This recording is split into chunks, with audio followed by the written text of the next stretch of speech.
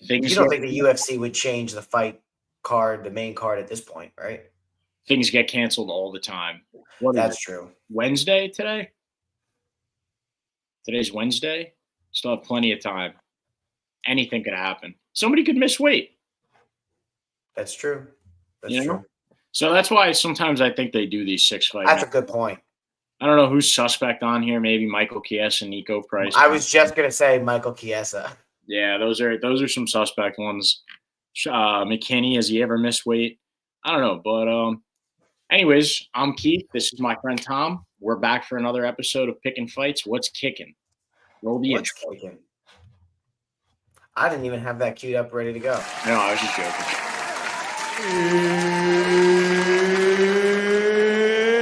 It's time.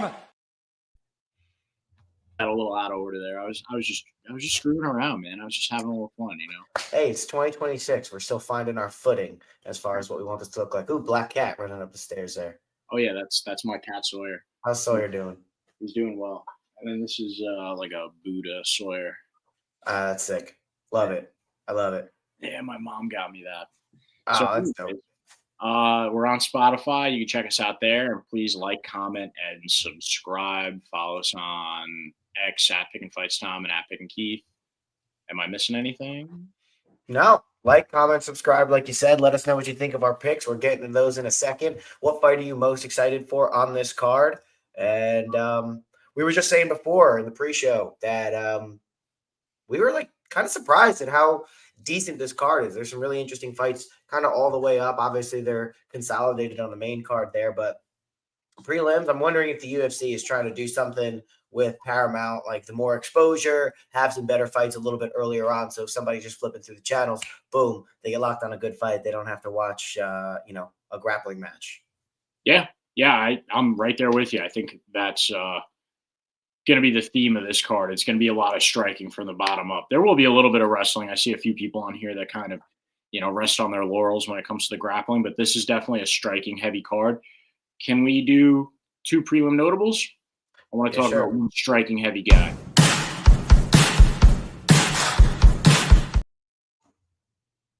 I imagine you're talking about Navajo Sterling? Yeah, striking heavy guy, absolute beast, 8-0, undefeated, hasn't really given me a reason to doubt him yet. So I like Navajo Sterling, trains with Izzy, trains at City Kickboxing, I believe, with that whole crew of Aussies and Daniel Hookers out there. But good guy, good striking, solid, heavy-footed, big guy, steps into his punches, lots of power behind him. I just don't see any reason why he would lose just yet. Bruno Lopez, step up in competition, has fought better guys, is 14-2. And is probably the best guy that Navajo Sterling will face in the UFC so far. But again, the guy is just like very solid all around, and his striking is nasty and powerful and precise. So yeah, give me Navajo Sterling. What do you think of that one, Tom? Yeah, and Bruno Lopez, still kind of new into the UFC, got in off the Contender Series a year and a half ago, beat Magomed. Whoa. Got to Yusulayev? Yeah. We're rolling with it. And then I had the loss to Justin Jacoby by knockout just over 9 months ago. Did he have a knockout over here? Yeah, knockout. Also on the Contender Series by Bredson Ribeiro. So a guy at 32, 33 years old, has a history of getting knocked out before against a guy from City Kickboxing. We know striking is their strength. Fighting on the card with Izzy, 28 years old, coming into his own. Big guy here, long guy, a lot of power. I see him going to 9-0. Everyone on Tapology agrees there. Over half of the votes on that TKO, so you can bet on it. It's a good amount of votes there. I know there's one other one that you want to talk about. I also wanted to talk about that. That's Chase, the former teenage dream, the current just dream Hooper. We've watched him go from 19 years old to 26 years old right before our eyes, and sadly, he hasn't kind of maybe had the trajectory that we were expecting. When he came in, he had he was a real strong grappling base and really lacked in the striking. He's gotten a little bit better in the striking. He's gone up in weight class after a couple losses.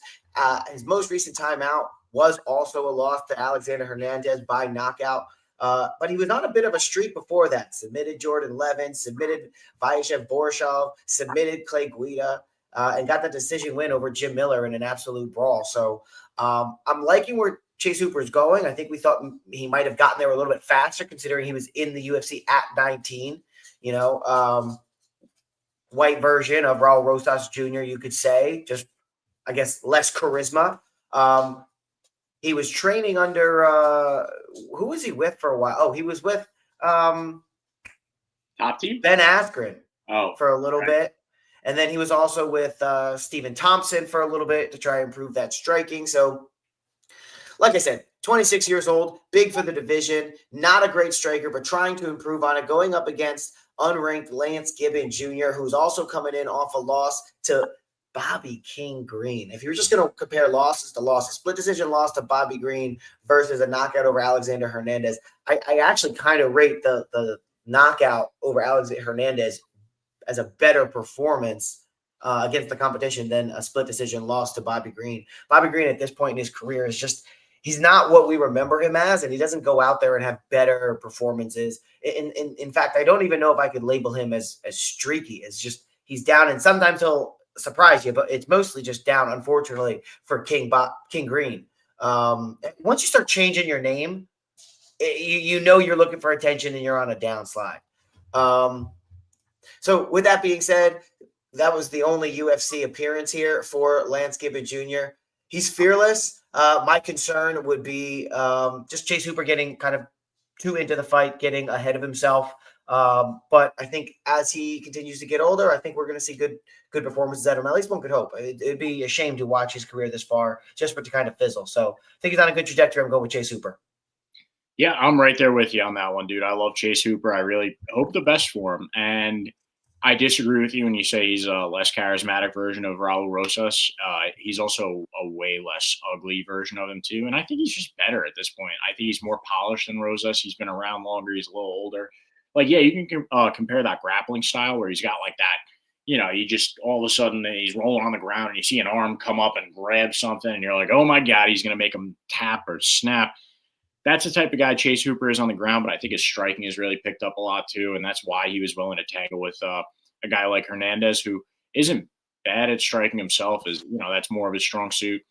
I think you're going to see Chase Hooper get back to that grappling, and a loss to Bobby Green on the striking. It just, when I went back and I watched Lance Gibson Jr. fight Bobby Green, nothing about that said to me that he had a chance at beating Chase Hooper. So Chase Hooper all the way this week.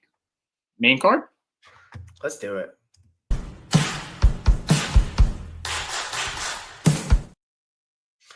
We got Terrence McKinney fighting at a Fusion XL now.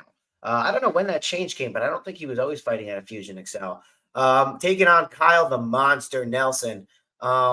This is a tough one to pick. I think I could see it go either way. I think I'm going to lean towards Terrence McKinney because he's a little bit more explosive at this point in his career, but this is one that it's a true toss-up for me. I think this one is really a true toss-up because Terrence McKinney's another guy that we want to be better than he actually is, and his performances sometimes out there are lackluster. You look at that submission that he was submitted by Chris Duncan by that Anaconda choke. He was knocked out by Esteban Ridjovic. Just a little bit lackluster. He's got a couple other knockouts in there, but you got to commend him, always getting back in there, going to put on an exciting fight, going to throw himself into the fire. Kyle Nelson, a little bit of the same way too. Most recently got the decision win over Matt Favola, which I think that's a pretty solid win. Had a pretty strong performance coming back from the knockout from Steve Garcia a year and a half earlier. Knockout over Bill Algeo, Fernando Padilla decision, Blake Wilder decision. It's going to be a good fight. Both of these guys can get knocked out and can knock their opponent out. I see it being a firefight, and because of that reason, it's so hard to call. But I'm going to go Terrence McKinney. See that maybe I could see him finding the chin here, but Kyle Nelson's also fairly resilient. I know that we just talked about him getting knocked out by Steve Garcia, but Terrence McKinney gets tired quickly. So I could definitely see Kyle Nelson lasting that first round and then kind of taking over the second and the third and winning a decision. But I'm still going to lean T-Rex. Yeah, that's how I'm actually going to roll, though, is that Kyle Nelson gets rocked early and this one bounces back. He can withstand really crazy, strong, powerful guys that can put your lights out.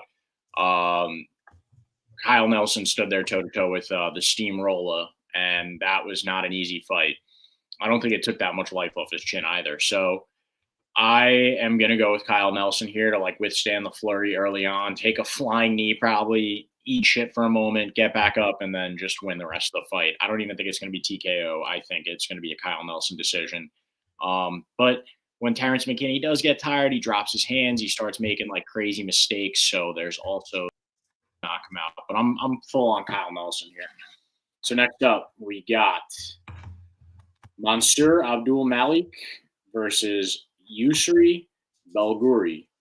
And I'm personally going to go with Mansour Abdul Malik. He's got a little bit, like, I'm personally just a little bit more familiar with him at this point. Like, I'll keep it real. He's got 4 UFC fights, a couple fights in the Contender Series. Like, he's solid. You know, he could do it all, knockouts, submissions. And then, you know, when it comes to Belguri, I hope I'm saying that right. I hope I don't offend anybody from the country of Tunisia. But I don't know. I mean, I've seen Abdul Malik fight a handful of times, and you know, I feel like he's solid UFC competition at this point. He's 9-0-1. He's a tough guy when you're just stepping into the UFC to go in there and fight. I think it'll be fireworks. They're both going to scrap. But I also think that Mansour Abdul Malik, he has like that wrestling advantage, that submission advantage here in this fight too. So yeah, give me Abdul Malik. What do you got? Yeah, this is going to be a good fight. It's a tough one to call at this point. And I look to some of the inexperience here at the UFC level of Yasuri Balagroy. I don't know if that was any better or worse than how you did, but somewhere we'll eventually find it. Plus 110. I think this one is probably a little bit more of a toss-up. Actually, maybe I think the 135 makes sense, being that we've seen Mansour Abdul Malik a little bit more at the UFC level here. So he's going to have that slight favorite. Knockout over Asmat Boykev. In his UFC debut. Always love a win on the debut. Came off the Contender Series, got a knockout there.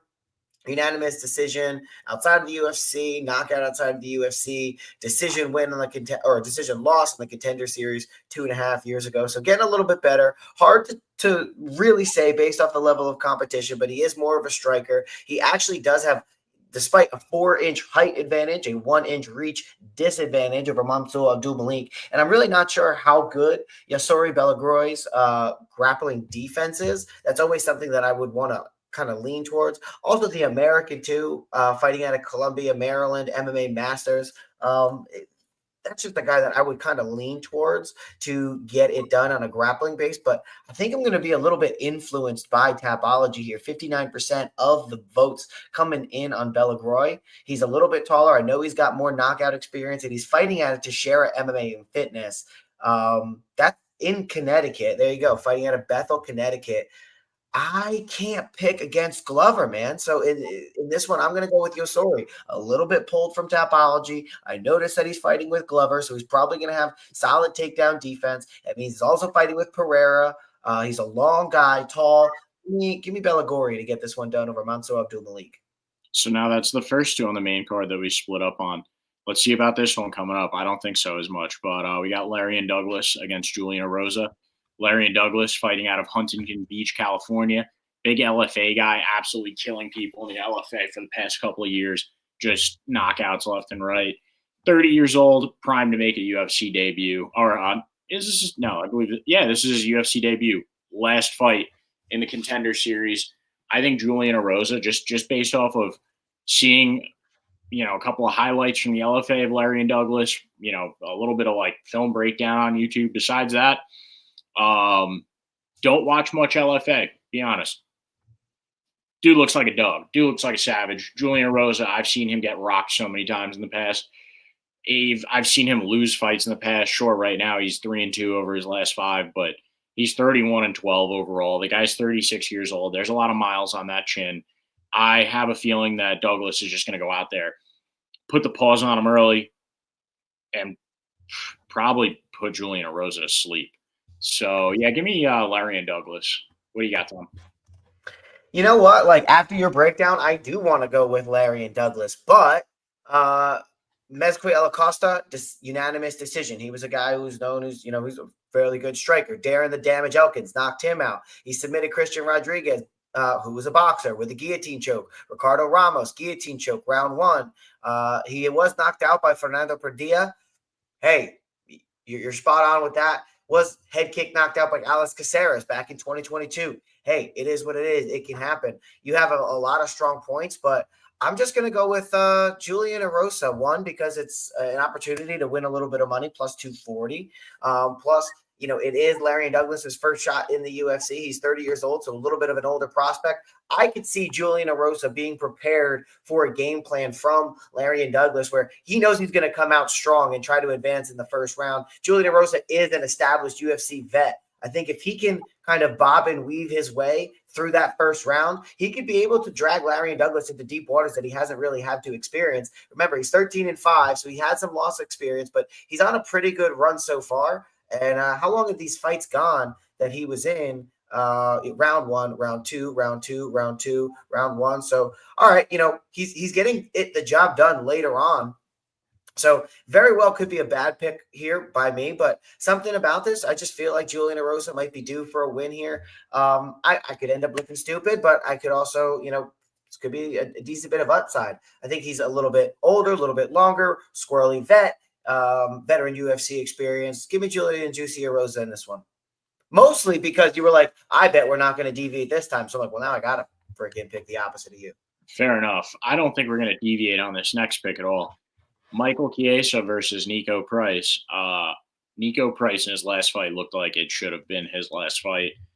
I have to go Michael Chiesa. He does not have much gas left in the tank either, but this is like a loser goes home scenario. It's just, I'm going Michael Chiesa here. Nico Price did not look strong in his last fight at all. How crazy is it that you're going with the 38-year-old over the 36-year-old because the 36-year-old looks like he should retire before the 38-year-old who started before Nico Price started in the UFC to begin with? Nico Price has not done as good of a job managing his health in his career. That's the only conclusion that I can come to. Because Michael Chiesa takes a long time between fights, especially as of late. But Michael Chiesa just finds a way to lose fights sometimes, although he is on a 3-fight win streak. That's a sneaky win streak. Yeah. Court McGee, Max Griffin, Tony Ferguson. Oh, my goodness. Talk about squeaking by. It's like one fight a year, but I still think he beats Nico Price. Like, it's a good matchup for him. Nico Price is the down-and-out guy himself. Yeah, and he's getting knocked out by prospects, new guys coming in, guys that are still not in the UFC anymore. He's got a knockout to Robbie Lawler for Robbie Lawler's it was goodbye fight. Yeah. I mean, Robbie Lawler's Robbie Lawler, but Robbie Lawler wasn't knocking people out at the end of his career, except for Nico Price.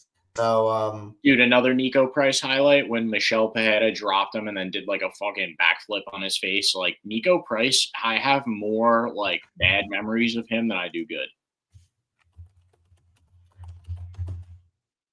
Who did that flip on him? Michelle Pajeda. Oh, great. Let me see if I can find that real quick. Yeah, you definitely can. Oh, yeah. Yeah, you like backflipped him in the face, and then it totally was an illegal strike because he's a downed opponent. He did not like that body kick.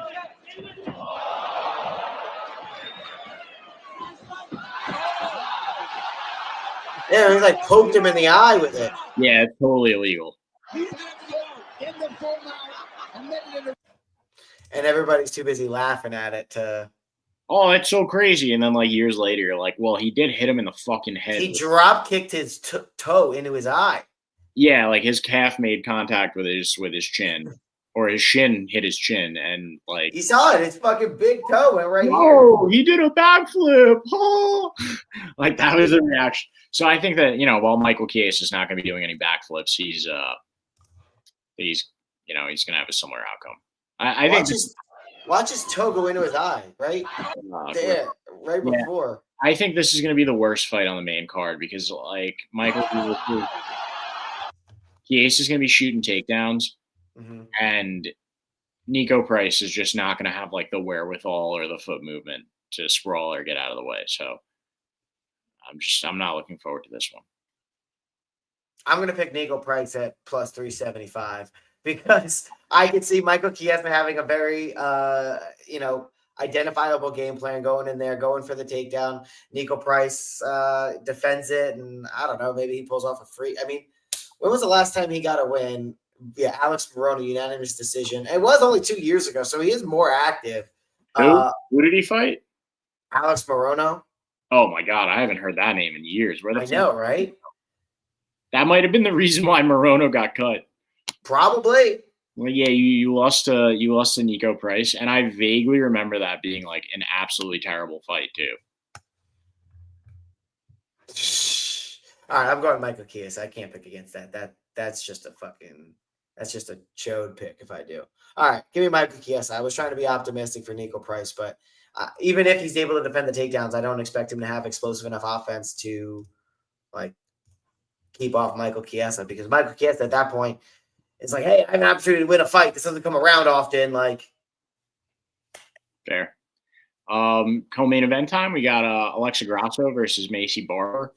I was totally unimpressed by Alexa Grasso in her last fight. Well, really last two fights, but like 2 fights ago, the last one against Valentina, you can kind of like chalk that up to like, hey, it's Valentina. Like, she was going to win the trilogy naturally, but then she goes out there and she just looked like shit against Natalia Silva. And Macy Barber is on fire right now. Great win streak for her. Coming back from an injury, still looking good. So, and you know, I don't know. Macy Barber oddly has like the most Dana White privilege out of the whole company, because like I'm not, you know, I'm just not even going to say anything. Like, you know, we know what he's been rumored to do in the past.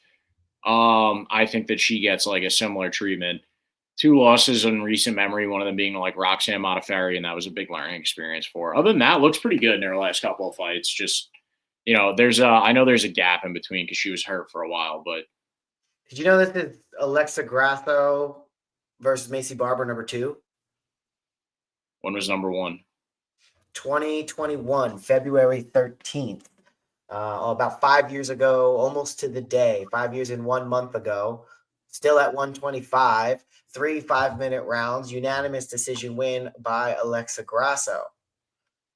Interesting. Yeah, I still just think Macy Barber. Well, when was Macy Barber's last fight? Her last fight was Karine Silva back in December. Okay, yeah, that's why, because she had come back since the injury. Yeah, so I don't know. She looked good, and Karine Silva's a killer too. She looked really good in that fight. Mm-hmm. So,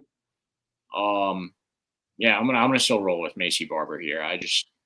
Alexa Grasso, I feel like had her time in the sun.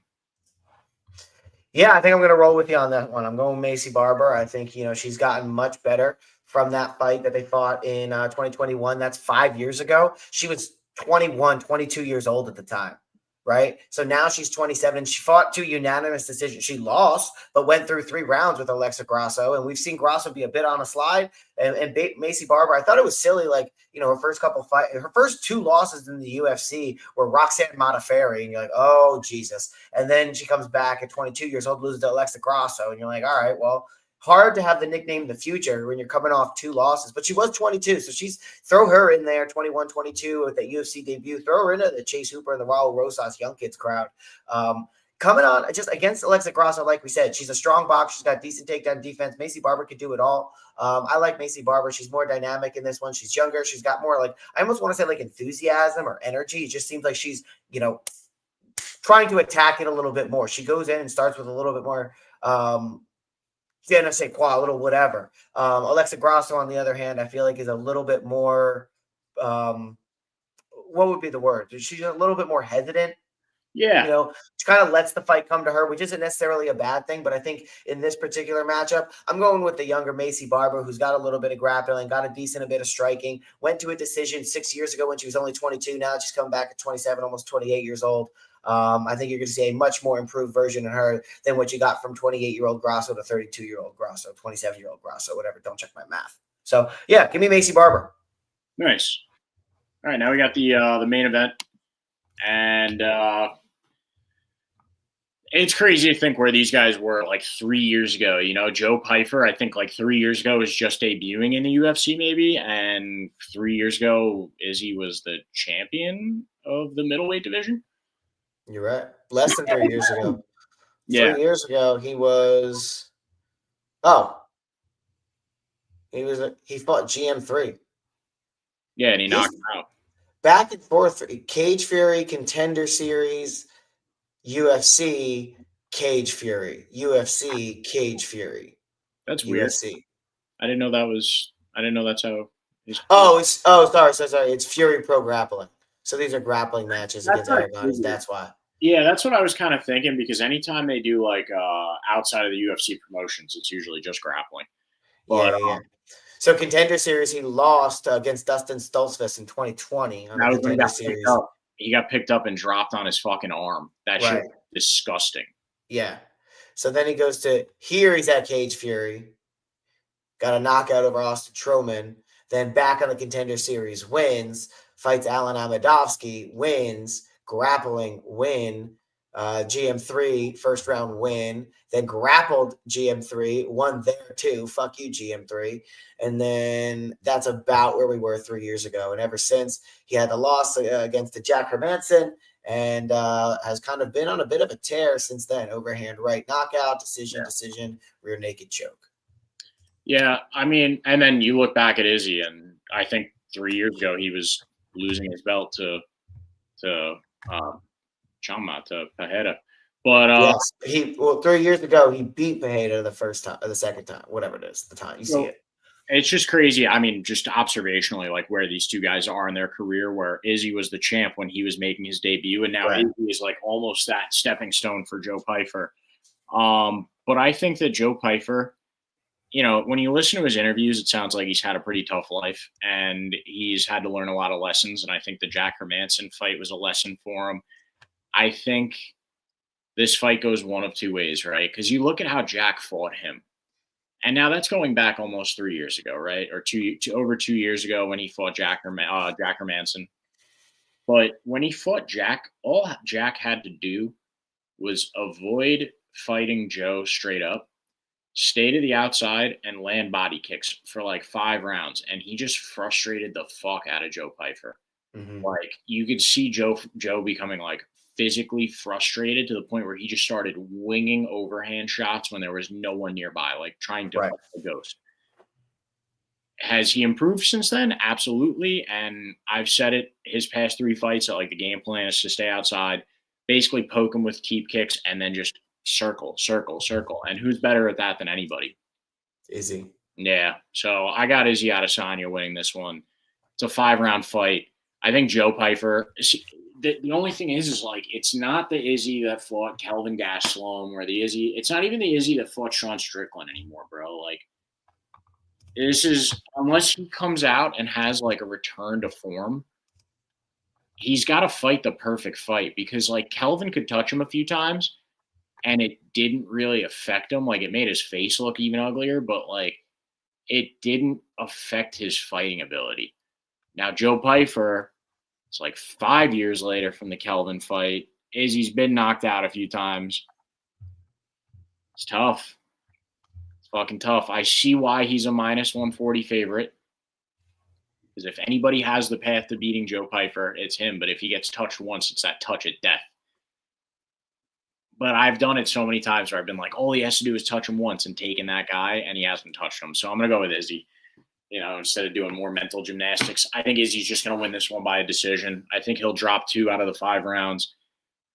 He actually get dropped maybe once or twice, you know, maybe once each in like, say, rounds 2 and 5. But I think he'll win this one by decision. What do you think, Tom? I think he's going to win this one by decision, and I think he's going to stay on the outside. He's going to pop those teep kicks. He's going to eat up the lead leg of Joe Pyfer when he tries to come in. I think Joe Pyfer's going to eventually get frustrated again. You know, it's not like against Nasruddin Imavov. I think Nasruddin Imavov is probably better at everything than Joe Pyfer is. He's probably got about as much power, maybe a little bit less there, but he's got probably better accuracy, better overall striking, better I wouldn't say maybe better grappling, but he's got strong grappling in his own right. I think Joe Pyfer is going to try to get Izzy down if he does, try to get him to the ground. I think Izzy's probably got decent enough takedown defense, decent enough leverage to avoid being on the ground. And like you said, I think he's going to be on the outside. I think he's going to use those teep kicks to try to keep distance, eat up that front leg so that if Joe does try to go for a takedown, that he's not going to be able to have no like kind of, he's not going to be able to spring forward. And I think it's going to be a fairly boring fight. And then afterwards, Izzy is going to cheer like he just beat the hell out of him. And that's going to bring, Nigeria / China's sacred prince back into the limelight a little bit. He's going to beat Joe Pyfer, and then he's going to start talking about how good Joe Pyfer is and the guy he beat him. You know what I mean? So this guy's going to be somebody someday. He's going to be somebody. Like, he's going to do one of those. Exactly. He's going to take like a victory lap. He's going to be like, I guess it's a fight night, so he's not going to be talking to Rogan, but he's going to have, Anik or DC or whoever on him, and he's going to be acting like he just, hey, guys, counted me out. Listen, don't count me out. I'm not going to write back either, or whatever. Like fucking, somebody else kind of said he's going to kind of change it and make it his own. It's like, you want to write me out? 3 losses. I'm still coming back. I'm still that guy. And it's I'm like, not okay. like Elsa no more. Yeah, exactly. Guys, it's gonna be something cringy, but he's gonna, it's gonna act like he was Muhammad Ali out there. So Israel Adesanya, I think, is gonna get this one done. But it'd be really, if he does lose, he's got to retire, right? You can't be on a 4-fight lose streak. Yes, and I think that if Joe Pyfer loses, he will just retire because he's like a head case. But Joe Pyfer will retire, so loser goes home. He's a crazy person, so I could see him retiring. It's like after he broke his arm, he was like, I'm never coming back to the sport, and then he came back. So, I definitely think Izzy should retire if he loses, though. He's done, bro. Like, if he loses, that's it. I mean, there's no more championship aspirations. I feel like Sean Strickland's day in the sun is, like, about to be proven if he has a chance to go forward. Like, again, we're moving past another era of UFC at the moment, and, might be seeing the end of Izzy. I don't think it's a might. I think even if he wins, probably like at this point, there's no championship aspirations. Is he all right with just fighting for a paycheck? Would you rather go out on the W anyway? Right. Yeah. Well, on that note, let's do a quick rundown.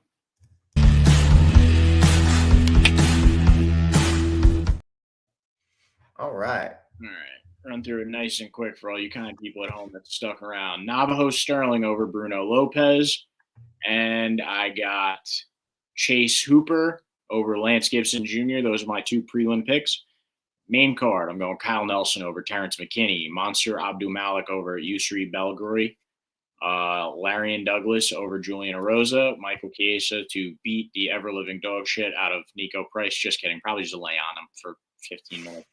Macy Barber to beat Alexa Grasso, probably also just lay on her for 15 minutes. And then Israel Adesanya to beat Joe Pyfer. What do you got, Tom? I have we didn't talk about it, but give me Ricky Simone to beat Adrian Yanez, Navajo Sterling over Bruno Lopez. Give me Chase Hooper over Lance Gibson. Let's do Kyle Nelson over Terrence McKinney. Let's do Yusri Belgori over Mansour Abdul-Malik. Julian Erosa over Larian Douglas. Michael Chiesa over Nico Price. Macy Barber over Alexa Grasso. She's just gotten much better than the other one than Alexa Grasso has in the time since they fought last. And let's go Izzy over Joe Pyfer in basically a loser goes home matchup. Nice. Yeah, I mean, there's really one loser goes home matchup on the card, but who knows with the way that both of those guys are, because both of them are head cases, honestly, not just to like talk shit about Joe Pyfer, but are we talking about Michael Chiesa and Nico Price? Or are we talking about Izzy and Joe Pyfer? We're talking about both of them, kind of, right? Yeah. Well, that one is definitely a loser goes home, the Chiesa Price fight, but Adesanya Pyfer might be because both of them are like crazy people. So, yeah. And then like Joe Pyfer went through a whole hair transplant journey. Mm-hmm. Which I don't know. Me personally, as a bald man, when guys get hair transplants, I'm like low-key judgy. I'm like, first of all, you're a professional fighter, and like, secondly, being bald has not really hurt me too much. Just embrace it. Yeah, in most facets of my life. And then it's like you're supposed to be like this ultra masculine dude, like embrace going bald, Joe Pyfer. Instead, you let me down. You're making a lot of solid points that I can't rebuke right now. So, yo, if you're bald or balding, and you're at home watching this right now, don't even consider getting a hair transplant. Bald is beautiful.